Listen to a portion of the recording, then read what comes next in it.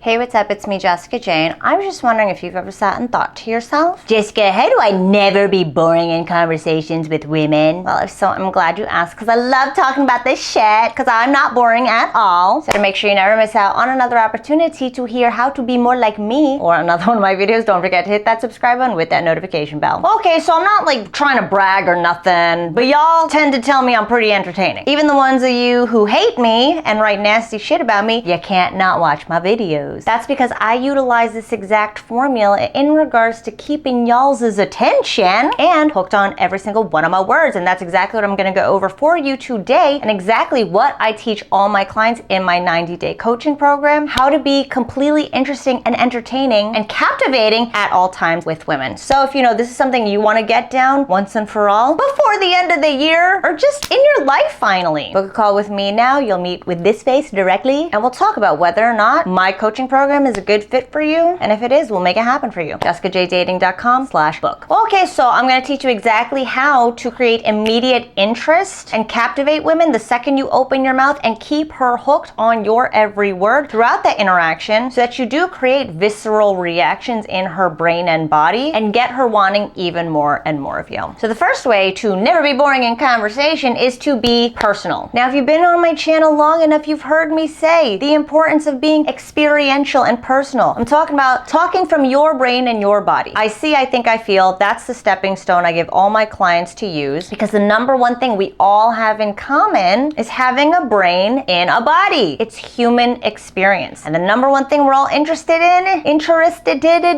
is ourselves. So if you speak from your personal human experience, we will always be able to relate to you. And if we can relate to you, we can see ourselves as you, see you like us, and because our number one interest is ourselves, we will then be interested in you when you speak from your personal human experience that we can relate to. Does that make sense? So you constantly talking about what goes on in your brain, what goes on in your body through your eyes, saying shit like, yeah, I'm sitting here wondering how long this video is gonna take because I really have to pee, or even, I'm sitting here wondering if they can tell that I don't have any pants on. Speaking from your personal experience will always subconsciously keep us hooked on what you say, because we can experience that too. And we will therefore never get bored because we all genuinely are interested in ourselves. And because we can relate to you, we will always be interested in what you're saying when you speak personally and experientially. The second way is to engage her. Now, you don't want to be that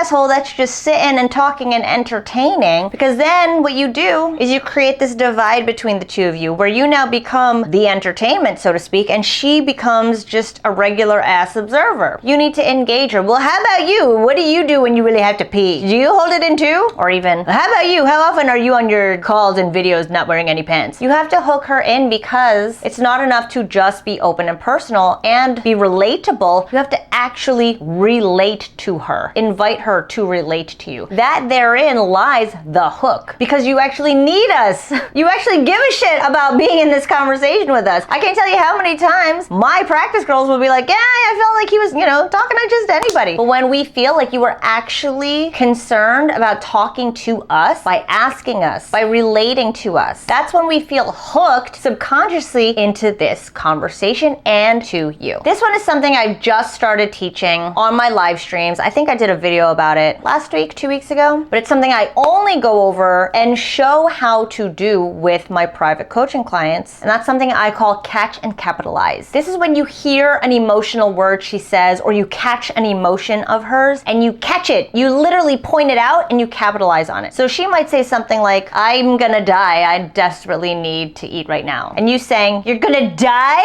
Women will always open up even more when you catch, because we feel like you actually give a fuck and actually saw us in that moment. When we are all being emotional, that is us being us. And we women, when you catch us with emotional words like that, or even, oh my God, I'm fucking dying over here, it's so hot. You're dying? Anytime you catch a little glimmer of that emotion, catch it and capitalize, even if it's something like, oh no, I've seen clients say that and women will be like, yes, I know, oh my God. We love it because it's like you're right there in that emotion with us, and that emotion will then translate to you. And when we're being emotional, we can't possibly be bored, right? And the last one. So in my coaching program, we chart specific conversation variables, like key things you're doing to either create or sever the connection across 12 weeks. So you could see where you lie and how strong you're creating those connections and how fast you're making those connections over a 12-week span. Anyway, one of the things we track is something I call KJX, knee-jerk reactions. And that's when she has a visceral, physiological, involuntary response to something you're saying. And we noted that these spike up so much more when you use connecting statements. This is something as simple as saying the word we or creating togetherness. I think I talked about it my last video. This concept of putting us together, being flirty, is introducing the concept of us together. And when you do that, we women can't help but have a spike in our emotions. I don't know why. It's just what happens, especially if we got to know you because you're being personal and you engaged us on a personal level and you caught all of our emotions and capitalized on them. We can't help but feel that much more physiologically compelled to you when you move things forward with a connecting statement saying we or us. We can't possibly tune out when you're addressing us directly, when you're creating these moments that we can't ignore. We can't ignore what's going on in our body when you are creating all these emotional spikes in us. So if you know you want to create more emotional spikes in women to get women feeling for you, chasing you down the way you feel and have chased them down, book a call with me right now, jessicajdating.com/book, and we'll make it happen for you in 90 days or less. And start being more mindful of using these 4 things in your interactions. Women will not be able to ignore you or forget you or walk away from you if you do use these 4 things. So thanks for watching as always, and I'll see you guys next time.